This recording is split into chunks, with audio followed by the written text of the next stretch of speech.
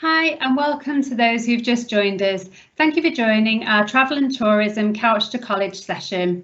This session is going to be presented by Greenwood, who are two of our travel and tourism tutors.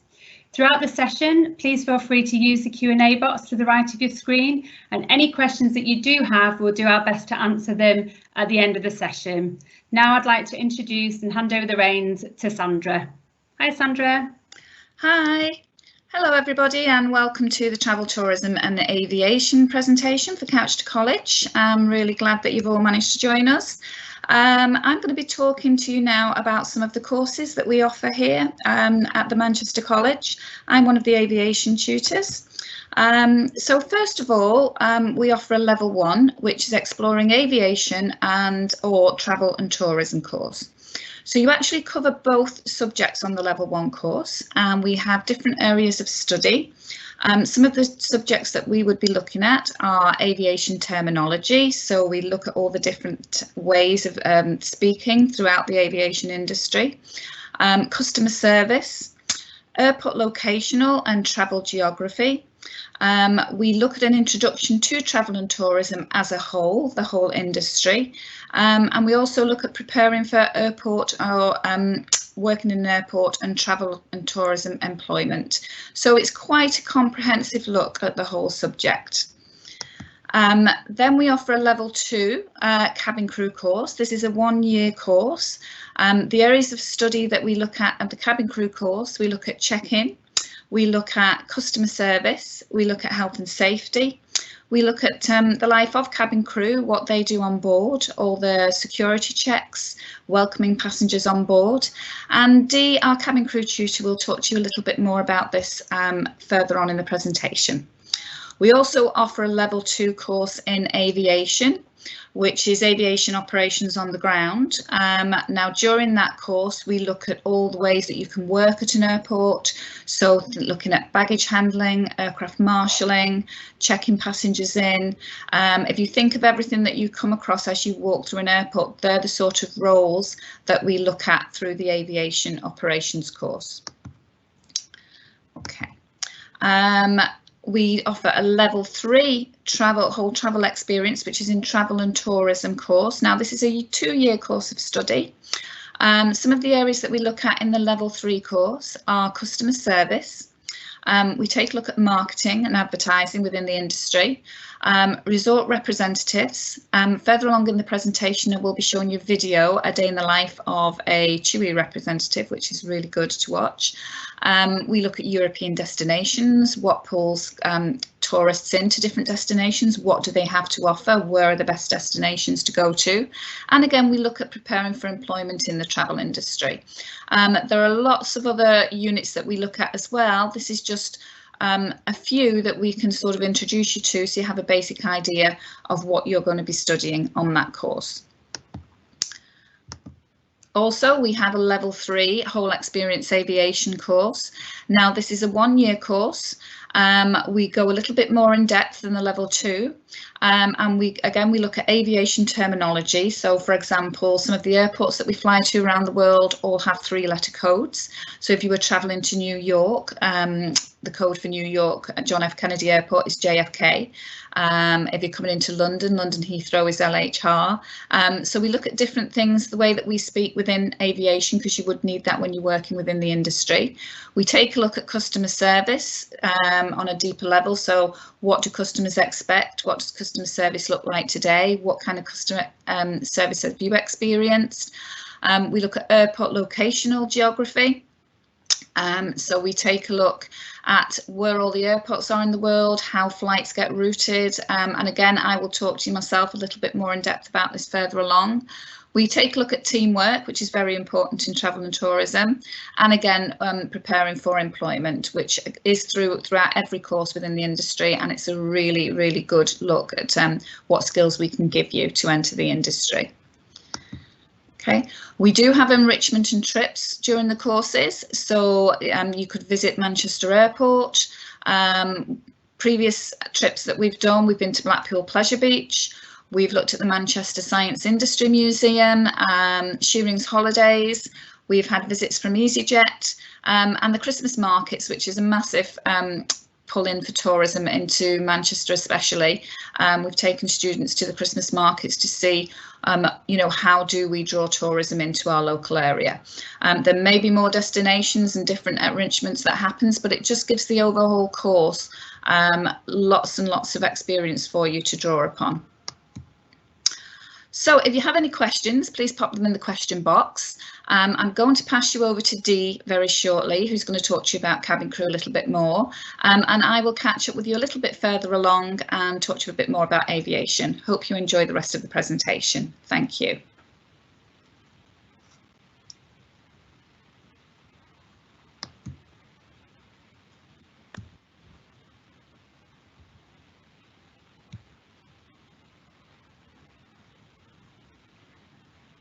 Hi, I'm Dee, your hopefully cabin crew tutor if you decide to come onto the cabin crew course in September. I'm going to talk to you a little bit about what the course entails, the type of thing that you will learn when you're on the course. The course itself is a 12-month course with City and Guild. You can either do a diploma or you could do a certificate.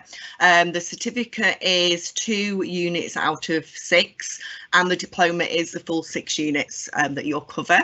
So I'm going to talk to you about each unit, what is entailed, what you'll be learning and how it's going to prepare you for a career within cabin crew. So the first unit that we do is airline terminology, and I know Sandra just touched slightly on terminology as a whole within the aviation industry.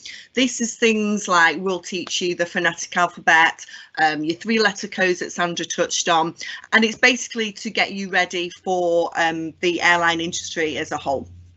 The next unit that we cover is safety and security. So that covers things like what the cabin crew would do in a hijacking situation, what cabin crew would do should they find a suspicious item on board the aircraft in flight, or a threat message maybe in the toilet. So what kind of happens when you're at 30,000 feet? How do the cabin crew deal with those situations, and what protocol that the airlines follow? It's a really interesting unit, and I'm 100% sure you will enjoy it. We then touch on emergency procedures. So what would happen if there was an emergency procedure on board the aircraft? For example, if there was an engine failure mid-flight, and we could touch on things like planned emergencies and also things that are unplanned. For example, if you were on the runway and you were about to take off and you had an aborted takeoff, or for whatever reason you had to evacuate that aircraft before it had taken off, and that's what we class as an unplanned. So you haven't got time to prepare for that emergency. We also touch on first aid. And we also cover things like the emergency equipment on board the aircraft, how we would use a fire extinguisher. And we also have 2 mandatory trips that we need to do within this unit. So one would be that you would do life-saving skills at swim baths, and another one would be that you would have to be able to use a BCF fire extinguisher. So to actually put out a fire, how would you use that fire extinguisher? So really interesting unit. We then touch on the next unit, which is Unit 204. So this is what is your day-to-day duties. So when you arrive at the airport, you don't go straight to the aircraft, you would go to what we call a crew room. So what is the cabin crew's duties once they get to the crew room before they even get to the aircraft? And then the next unit is quite a big unit, but it's a really, really interesting unit. It's quite a good unit. This one touches on what happens once you get to the aircraft. So your pre-board duties, any jobs that the cabin crew do before the passengers board. Then it touches on boarding the passengers. So what happens before takeoff? So for example, the safety demonstration, making sure the passengers are all sat safely and the aircraft safe to take off. We also touch on the cabin crew services once you're in flight. So, for example, your meal service, your drink service, and the cabin crew passenger announcements. It's a really, really interesting unit. And then we would move to preparing you for employment. So how are we going to prepare you for applying to become cabin crew? touching things like your CV, your cover letter, and also interview techniques. We would also then cover a real life selection interview. So for example, if you were to apply for an airline, for example Emirates, what's the process, what happens on these selection days? So we touch on all that for you to get you ready for employment. I'm now going to show you a video, and it's a real life training course for cabin crew. So once you apply to the airline, what happens on you'll do a 6 weeks training course, and it's just going to show you what actually happens while you're on that training course. Okay, hope you enjoy it.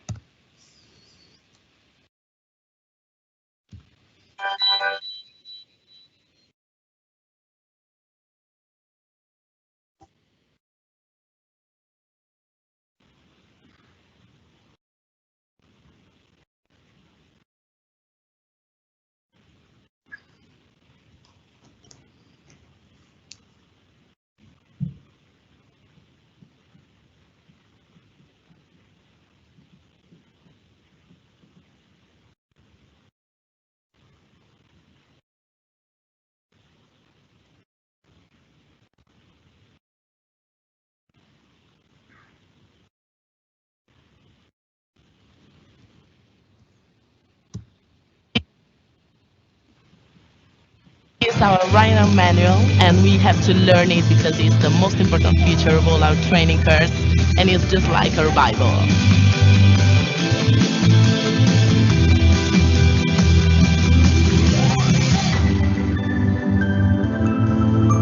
This is our cabin trainer, and here we'll do all our practical stuff.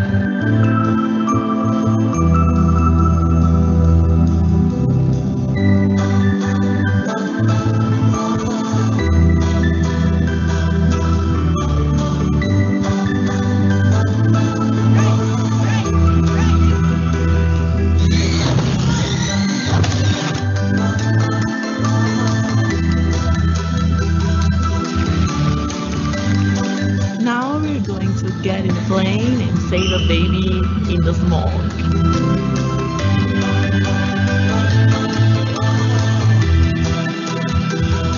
I cannot wait to do this in real life.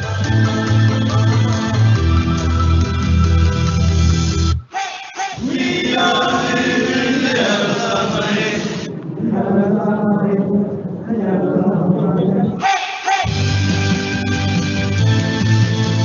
Being cabin crew is not only about serving tea and coffee. We also need to know how to save lives. Staying alive, staying alive. 1, 2, 3, 4, 5, 6, 7, 8, 9, 30.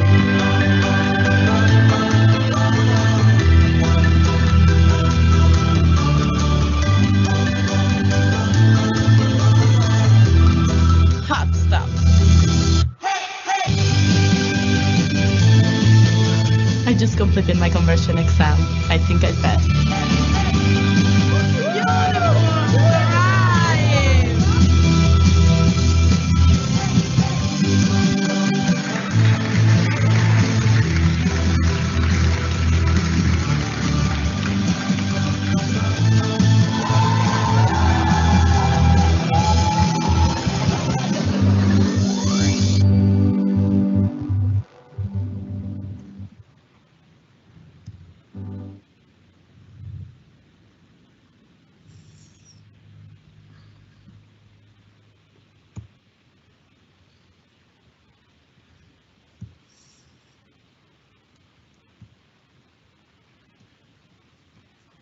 So I hope you enjoyed the video.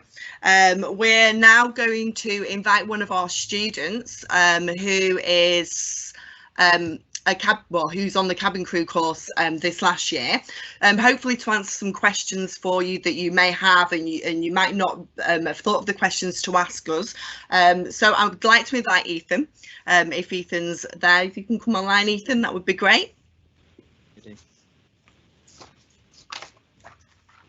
Hi Ethan, are you okay? Yeah, good, thanks. Marvellous. Thank you for joining us. I really appreciate it. So Ethan, if I can just ask you a few questions, hopefully we can answer some that some would-be students would like to ask. Firstly, can I ask you, why did you choose a cabin crew course? So I've always had like a passion for aviation, but also like the exclusiveness of like being, I don't know, someone in the sky who can help people, but also get to know people from all sort of different backgrounds, and also it's something new, different every day. Okay, wonderful. Thank you, Ethan. And what was your first what was your favourite part of the course, do you think? I think all of it was my favourite. There wasn't just one bit that I could pinpoint. Okay. I had memorable moments, like the role plays. I'm sure a lot of you did. Oh, wonderful. And did you feel embarrassed while you were doing the role plays, Ethan? I think everyone felt uncomfortable at the start, but once we all got into the rhythm of it, we all came out of our comfort zone. Amazing. Wonderful. And did your tutor make you feel part of a team? Not to be biased, but yeah. Of course. Yeah, most definitely. Oh, brilliant. So do you think that you've learnt more than you thought you would have done about becoming a cabin crew member? Yeah, it's given me a huge insight of what to expect if I did decide to move on to crew life. Brilliant, marvellous. And did the course meet your expectations? Above and beyond. So like you expect like it to be all classroom based, but you go into the cabin, stuff like that. Yeah, because we do have a real life setup of a cabin in the campus in the college, don't we, Ethan, where it's set out like an aircraft, so it makes it more real. Yeah, 100%. Oh, brilliant. So if you could sum up the cabin crew course in 3 words, what would those 3 words be, Ethan? Alien, because you'd experience nothing like it in a normal classroom. Social, because you're all like a big family, and organised. You've got to look like absolutely like spectacular at all times. Amazing. And what advice would you give somebody that was looking to do the course? Don't think, just do it, because you won't regret it. Oh, Ethan, thank you so much for taking the time out of your day to come and answer some questions. We really, really do appreciate it. Thank you, Ethan.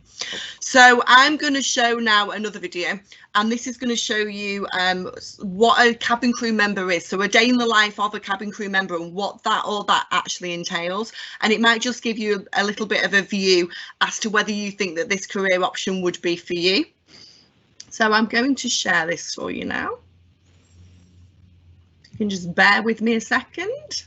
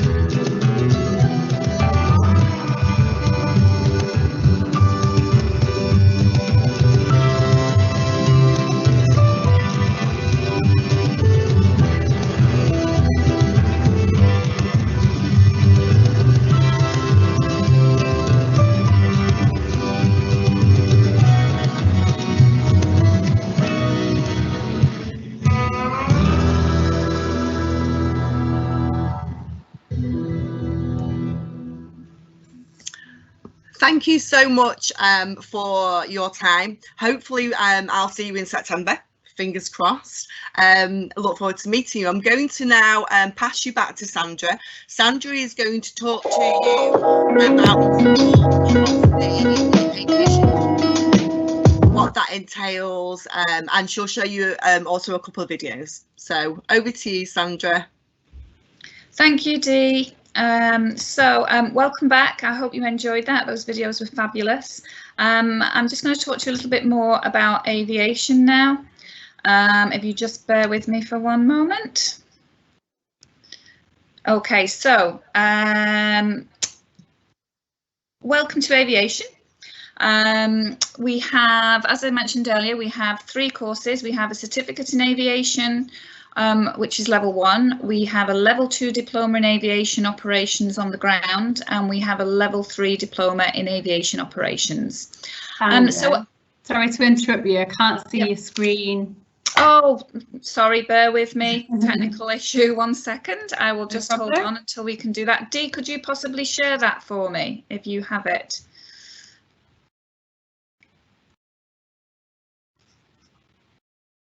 Let me see. I'll just try that one more time.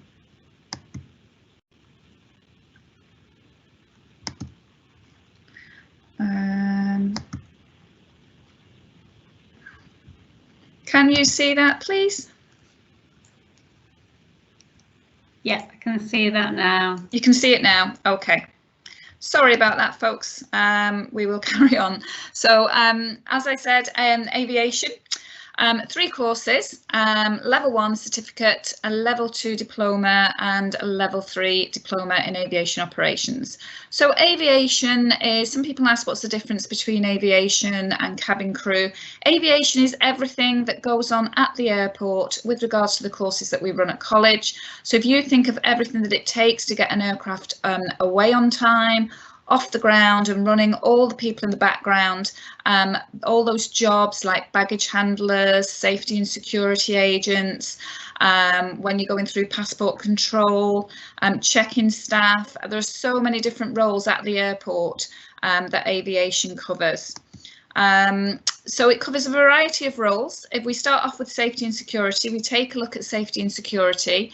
So what goes into safety and security? We have a little look at incidents that have happened in the past. So we might look at terrorism, for example. We might look at aircraft accidents that have happened. What have we learned from them?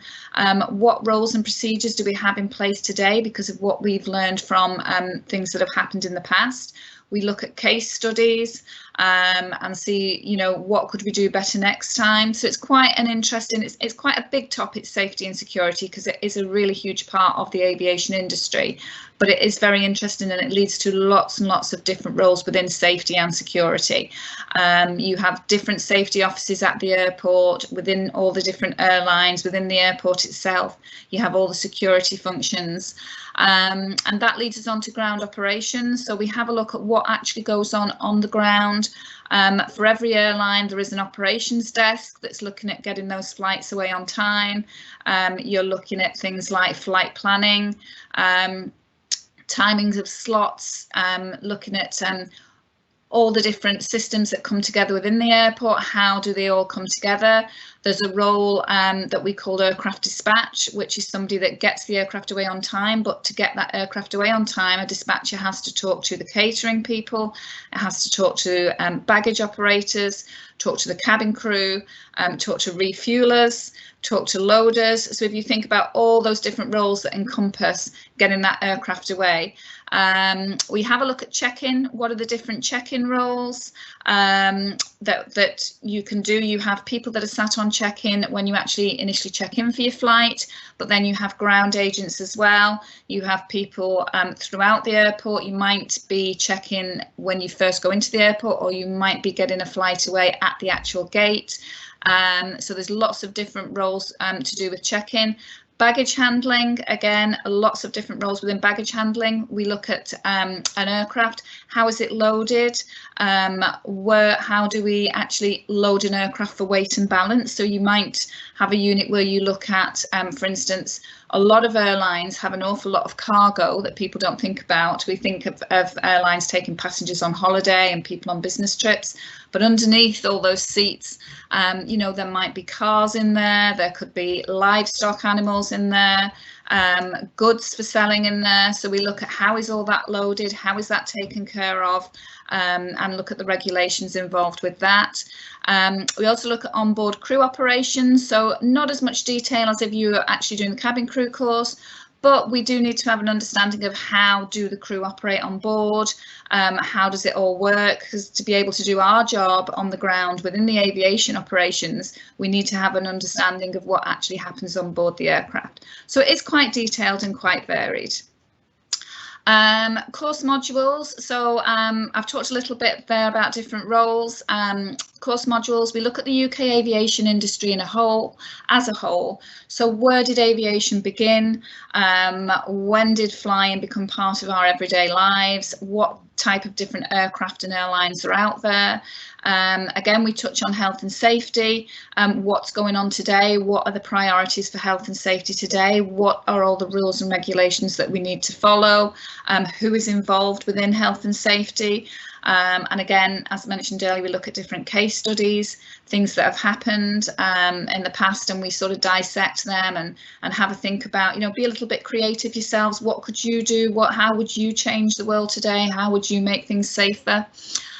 Aviation geography and terminology, that's my students this year have really enjoyed that unit. So we look at the geography of the world as a whole, and how do flights get routed? You know, how do we even begin? If somebody wants to go from Los Angeles all the way to Sydney, is there one way that they can fly, or can they go in two different directions? Which airports can they go through? Do they pass over desert? Do you pass over sea? What do you have to have in place?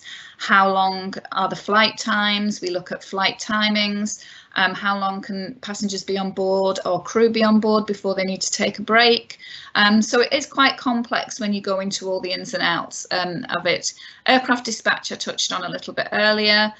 Ramp handling, so anything that is on what we call the apron or the ramp, which is you'll learn all the technical terms for places within the airport itself. But if you think about the tarmac where the aircraft sits, that's ramp handling. So ramp handling is if you think of people that put the luggage on board, that come and refuel the aircraft, they may need to empty the toilets, they may need to engineering, make sure that everything's all right with the aircraft. That is all to do with ramp handling. So there are many, many positions there. And aircraft marshalling, we even learn how to marshal an aircraft in. So we do bring the batons into the classroom, show you all the different signals. We have a go at signalling each other, and aircraft marshalling is a really, really fun unit to do. So we've got a picture there of an aircraft marshaller. So whenever you go on holiday, you'll probably notice, if you're looking out from the terminal building, you might not see this person when you're actually sat on board the aircraft, but when you're watching the aircraft leaving, departing, or coming on to stand, you'll see the aircraft marshaller there, and we'll learn all about the signalling and demonstrate how to park an aircraft stand on arrival. That's one of my favourite units. It's really fun to do, which gets us up and about and within the classroom. Aviation geography, just touched on there. So again, that's just a map to show you how flight routings are made, and you'll plan your own flight routings. Security, we've looked at again, look at all the security procedures and processes that take place, look at previous accidents and incidents, and create your own ideas about what difference you can make. So aviation's been around for many years and will be for many more. There's so many roles and careers you can achieve, and the 3 aviation courses we do offer you give you an insight and a pathway to wherever you would like to fly, so do come and join us. I'm now going to show you a video, 2 videos actually, one which is the day in the life of a ramp agent, and then another one which is in the day in the life of a holiday rep. So I do hope you enjoy them. I'll play those for you if you bear with me for one moment. My name is Margie Sukamo and I work as a ramp service agent for London City Airport.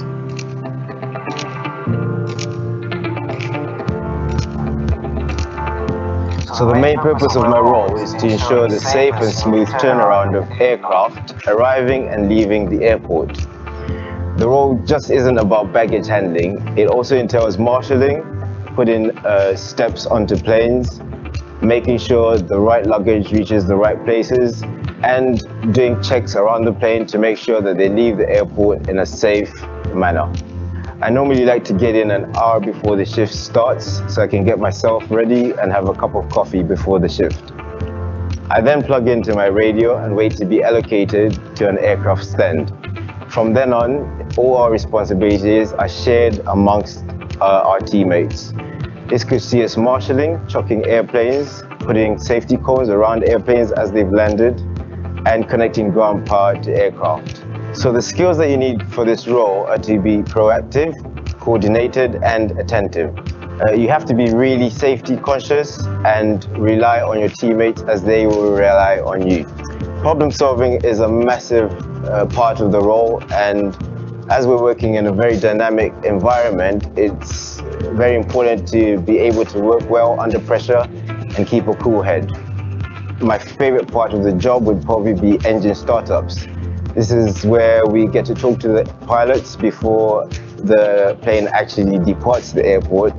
We do security checks around the aircraft, and I'm literally the last person to ensure that the plane is in the correct order before it actually leaves London City Airport, which is a massive responsibility, but is also really rewarding.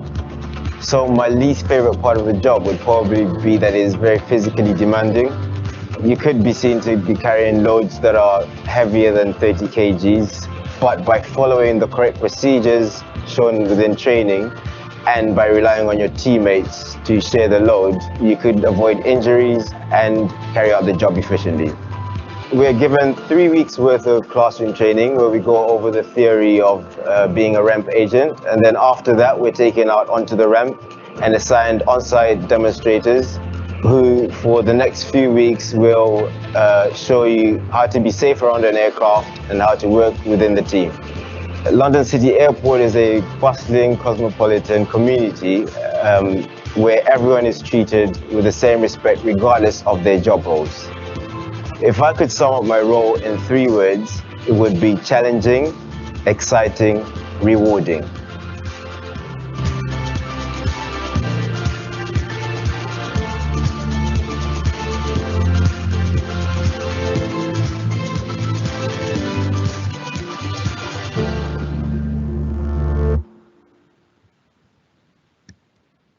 Well, I hope you enjoyed that. I'm just going to show you now a video on the life of a TUI rep. Just bear with me 1 second. Day of a TUI rep begins early. Whilst your holiday makers may be sleeping, your job is to be awake, fresh and ready with a smile. Sandra, I can't see your At your screen. hotel, the first thing you'll want to do is catch up with the reception staff. Having a great relationship with the reception team is key to your role. Just bear with me, sorry, slight technical hitch. Okay. The most common reaction to a birch arrangement is Yeah, we just can't flowers see. could look like this. Sorry, Dee, do you have that video, please? Let me find it for you, bear with me. Okay. We have to get used to, I've got to say to you guys, working in the travel industry, things can happen at any time. So these are the sort of things that you have to be ready for. So a tip, what we do tell you on course is just keep smiling till everything comes back to normal, which it will very shortly, if you just bear with me. And we have a fabulous video to show you. Do apologise about not being able to share that with you, but we will have it on very shortly. Don't forget, we've got the question and answer box ready at the side. So if you do have any questions when you've been watching, please do put your questions on and we will answer those for you. Okay, I will share it with you now. Thank you, Dee. Dee is our fabulous IT expert.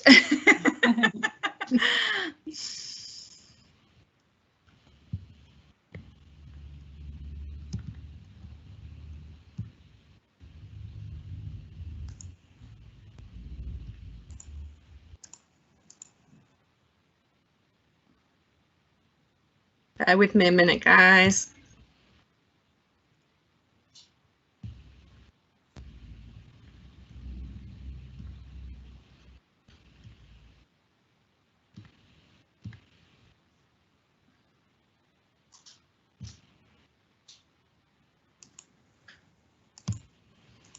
Okay. Early. Whilst your holidaymakers may be sleeping, your job is to be awake, fresh, and ready with a smile. Once you arrive at your hotel, the first thing you'll want to do is catch up with the reception staff. Having a great relationship with the reception team is key to your role, and it's a great way to get a heads up on what the day might bring. Now it's time to turn on your trusty tablet and head over to your base within the hotel. Having confirmed you've addressed any outstanding service issues, it's now time to deliver your TUI welcome meeting. So, welcome meetings. In the beginning, I was a little bit nervous to make sure that I include all the information that we have to.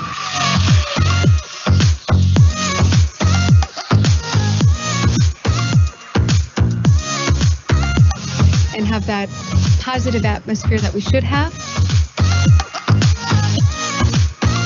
But then it really does come naturally. I realized how important it is that we are empowered and we do set the tone for our guests, that positive interaction with the guests. And I was realizing when I go in with a positive attitude and with a smile, the welcome meeting always went really well. We went to the TUI welcome and it was really nice meeting the rep, and we learned about the hotel, about the resort and the landscape. Yeah, we're looking forward to book some trips to learn more. Yeah, it was fantastic. Then everything comes naturally, and it actually becomes a great experience and a great part of your day. The morning will soon be over, and it's time to head outside for a few laps of the pool, some general service duties, and of course, smiling whilst you answer the many repeating questions from your new guests.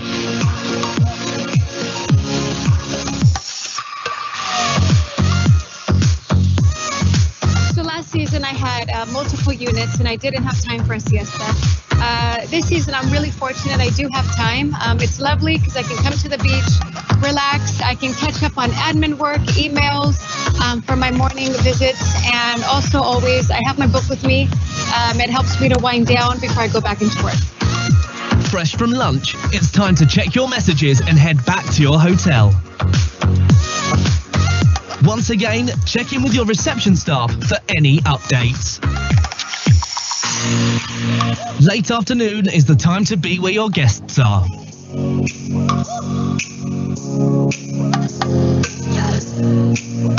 It's prime pool time, where there is likely to be activities and entertainment. So head down to the pool and check in with your guests, and perhaps even join in with the action. This period is also a great opportunity to get in some service and sales time within a fun and interactive environment.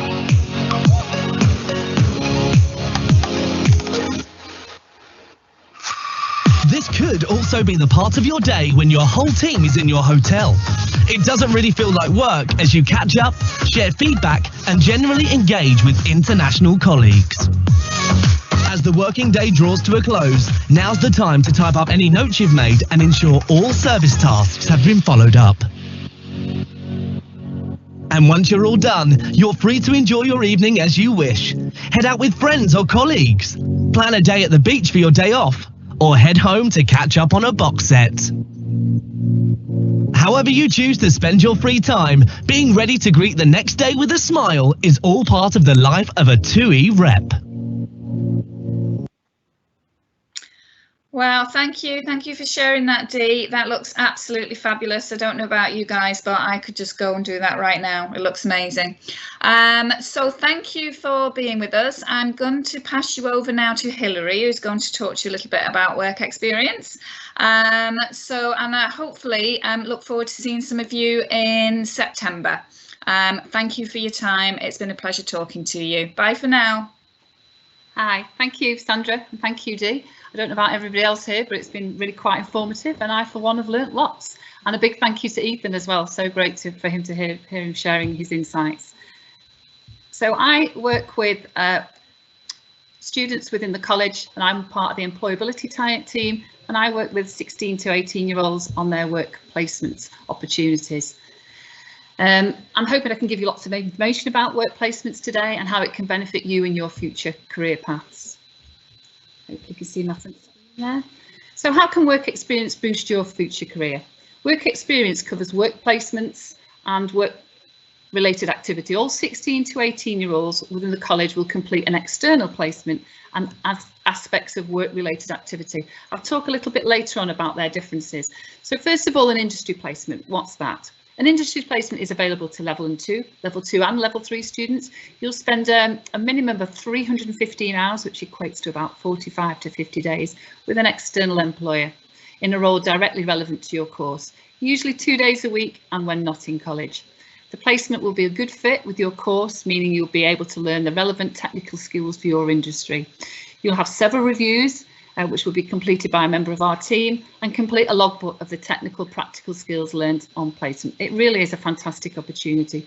Some employers may pay your wage, others will cover maybe expenses, but the college will support travel and any other essential expenses you may have.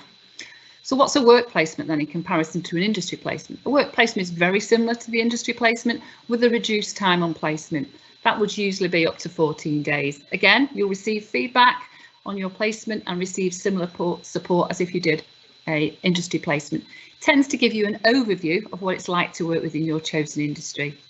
In addition to that, all students will do some form of work-related activity. So what's that? So students will complete aspects of, they might have an opportunity to meet with employers through them coming into college to do classroom talks, hands-on support with CVs. We invite the employers in to do mock interviews with you, live briefs, site visits, competition entries. There's a plethora of things you can get involved with work-related activity. I'm just going to show you a brief video now, which is a couple of students talking about the benefits of work experience.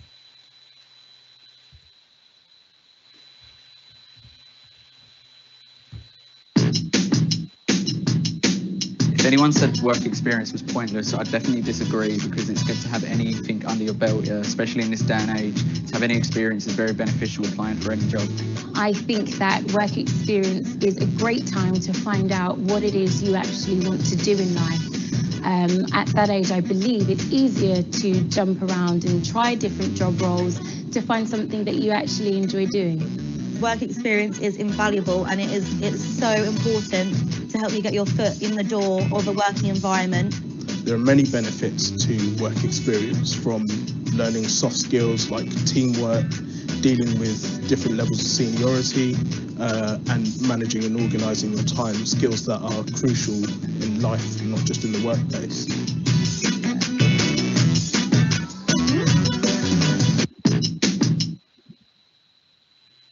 So they talk quite candidly there about the benefits of work experience, and let's try and talk a little bit further about what you can benefit from it. First of all, you get to learn about the job, not just through your course, but real hands-on experience on the job. You see what happens firsthand, and through this you develop your technical and practical skills. You get to practice things you're learning in the classroom whilst you're on placement, and in some cases, which quite often happens, you'll be lucky enough to learn things on placement that you don't always know or have the opportunity to learn. And you can bring these skills back into the college and share them with not only your peers, but also your tutors. You can gain technical knowledge and skills in the workplace that can help you with your course you're studying. It can be applied to your coursework. It may help to improve your grades. I mean, what a great motivator that is. Having a wealth of relevant experience behind you gives you that added advantage to get your foot in the door. Then at an interview, if you could demonstrate these skills and talk about your experiences with confidence and conviction. So that quite often happens on placement. So an employer might be particularly impressed with the way you're working and then think, you know what, I might be able to offer them a part-time job. So it's great to get your foot in the door. Whilst on placement, you also get to meet a variety of different people at different levels within an organisation. And I always encourage the students out on placement, talk to everybody, talk to anybody, to find out as much as you can about the career pathway that you've chosen. Have some information further about the different job roles that might be available to you.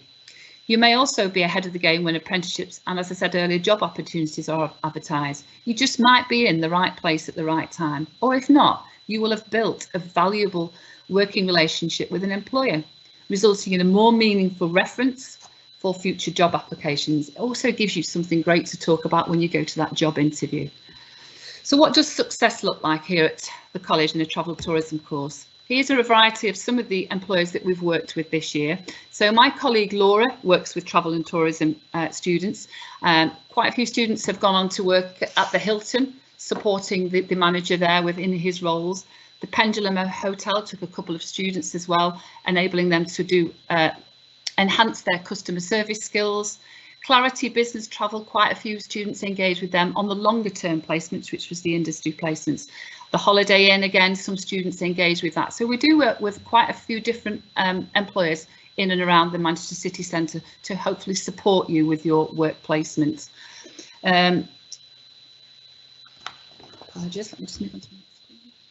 So how do we find work experience? Well, first of all, it'd be beneficial for you to come and chat to us, the Employability Partnership Coordinators. We work within each areas, and I said Laura is your partnership coordinator who will be bouncing into your classroom throughout the academic year. She'll come to you, see you in induction, talk to you again about how you gain this work experience and the process of finding it. And she's great, Laura. You'll come to see her quite often. Your tutor, they can also support you with access to the information you might need to put you in touch with the Laura, the Employability Partnership Coordinator. We will go and source placements for you, and then we'll meet with you in the classroom environment or via Moodle, and we'll talk to you about the opportunities that might be available. You might have some family friends, you might have some of your own ideas with regards to where you'd like to do your work placement. So you need to let us know so we can kind of work with you and the employer on this to see what would be best for you in the placement. Check out the opportunities available. There'll be some on Moodle. Within your department, you might have an employability board. They will always be on there and they will be changing weekly. But as I say, we together with your employability tutor will work with you to ensure that that placement is the best one for you. Some employers will want you to engage in some form of interview, which is a normal process when you're in the big wide world of work, but we'll support you on that as well. We like to call it an impromptu chat. It's just so they can get to know you a little bit better. You may have sourced a placement on your own, which is fantastic. Again, we as the employability team would like to know about that, so we can just ensure that the health and safety aspect for you going out on placement is there and all in order. So that's a bit of a run through really of what employability is and how you can gain a work placement at the Manchester College. I hope and look forward to seeing you soon, hopefully from September. I'll now pass you over to Amy, so continue to put your questions and answers in the chat, but thank you very much for listening. Thank you. Thank you very much, ladies. That was absolutely brilliant and really, really informative about the whole of the industry, which is great. As Hilary says, we've had quite a lot of questions which have come through during the session, which has been great. So if I just start off with the first question on the list, which is how is the cabin crew course graded? Okay, I'll answer this. Yeah, I'll answer this question. Okay, so it's graded in different ways. It will be on a pass, merit or distinction. It's not just a pass and fail. Majority of it is assignment work. So with each unit, you will do an assignment based assignment, and that's how you'll be graded. There's also some role plays thrown in there, and I'm sure you listened to what Ethan said to us before with regards to the role plays. We do make it very kind of like teamwork, and I don't want any of my students to ever worry about any role plays. You also are the first unit, Unit 201, is it's an online exam. But what I normally do is we don't normally do the online exam until later in the year, so that all the work that we do throughout all the units, you'll become to learn more, so you'll feel more comfortable with doing the online exam. And it is a multiple choice, but it's all covered. And then in some of the units we do a very short question answer sheet, so they're normally around about 10 questions, and it's always about what we've covered within that unit, and it's not hard. So yeah. That's lovely, thank you. Got another one on cabin course actually. What campus does the cabin course crew run? Which one does it run at? Oh, you put yourself back on mute. Can you hear me now? I can hear you now, yeah. Okay, wonderful. Okay, so we run the cabin crew course on 2 campuses.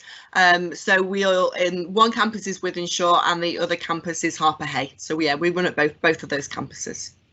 Lovely. I guess it could be for both of you actually. Do we wear a uniform? I can answer that one. Yes, we do. So we ask our students to wear for the either black trousers or black skirt with either a white shirt or a black shirt, and we also have a blue coloured tie and a blue coloured neck scarf. Brilliant, thank you. I've seen it. I've seen the students in the uniforms, and they do look really, really smart. I've got a question here about aviation. So what kind of jobs can I get at the end of the aviation course? Right, so there's quite a lot that you can go into. Anything working at the airport, the knowledge that you get on the aviation course is going to give you a head start when you go for an interview. So if you're thinking around airport roles, check-in staff, baggage handling, ground staff, helping passengers, anything along those lines you could have a look for.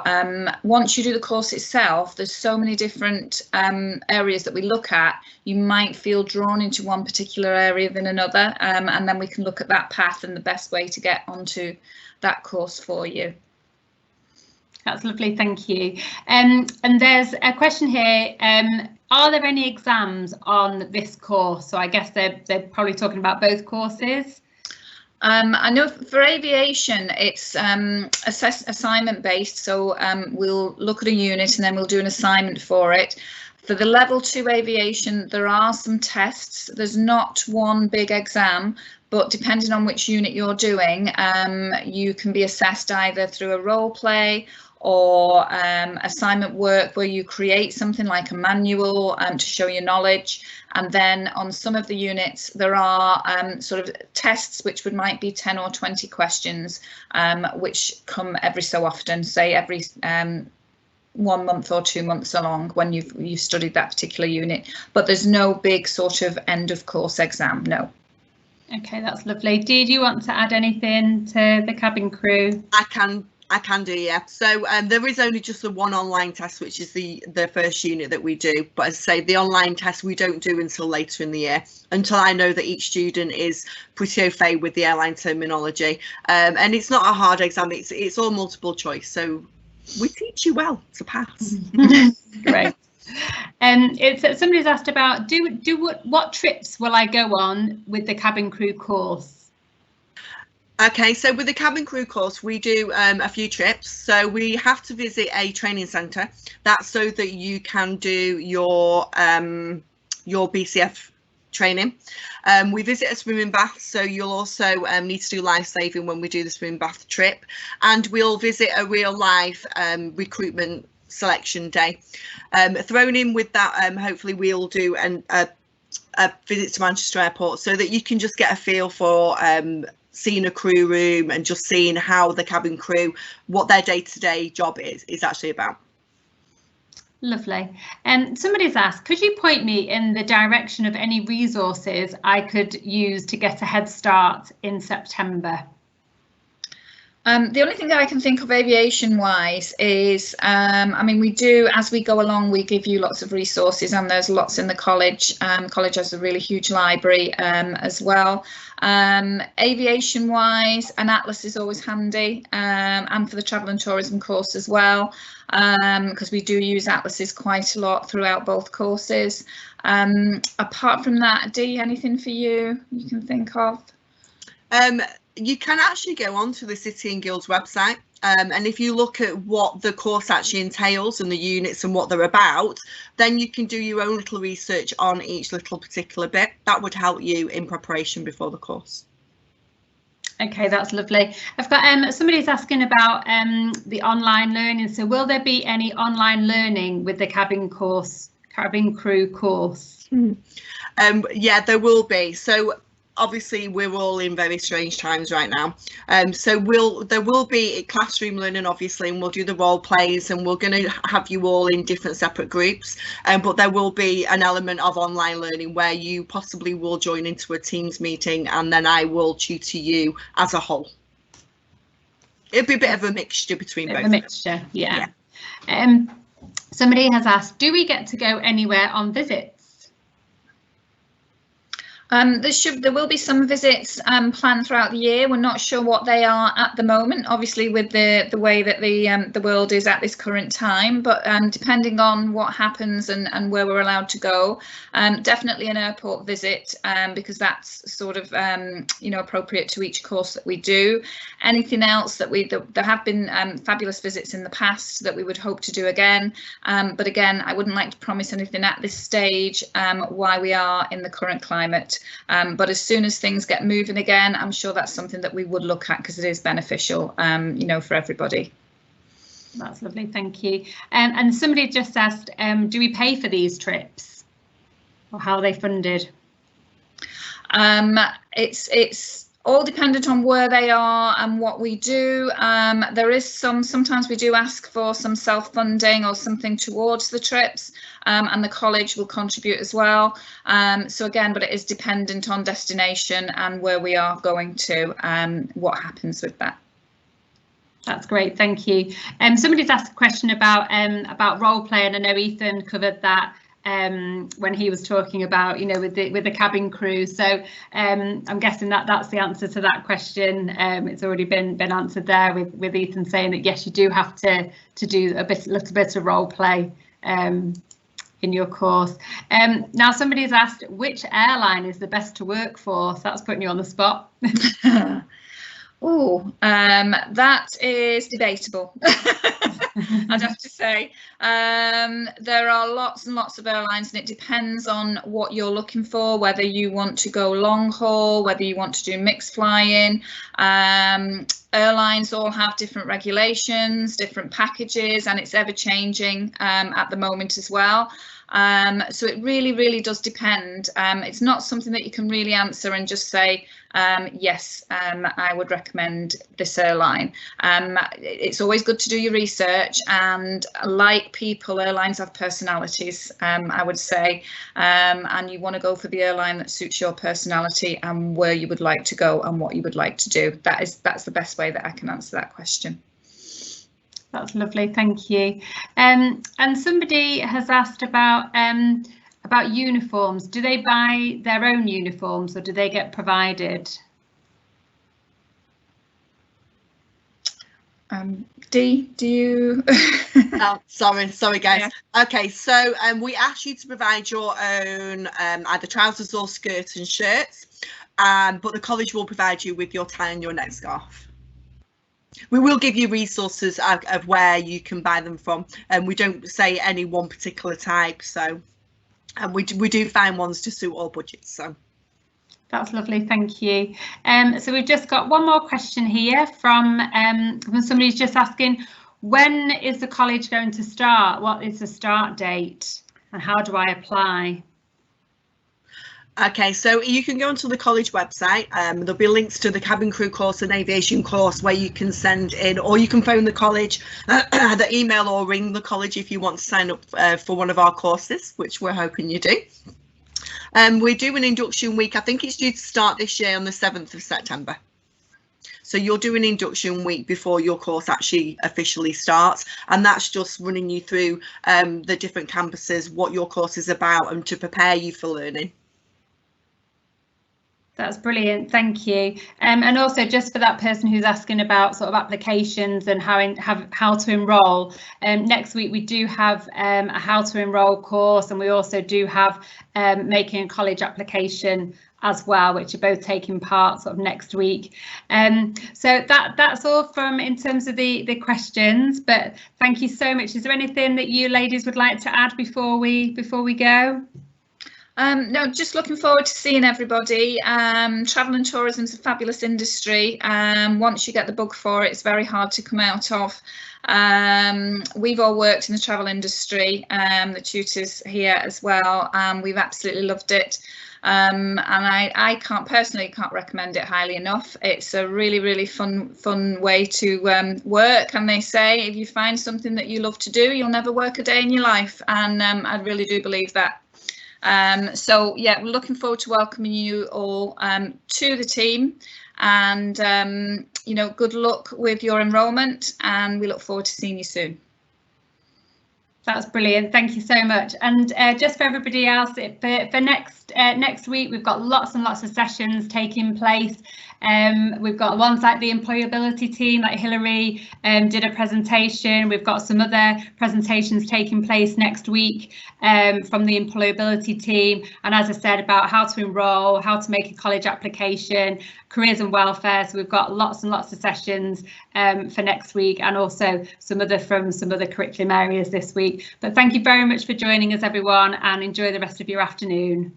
Bye. Thank you.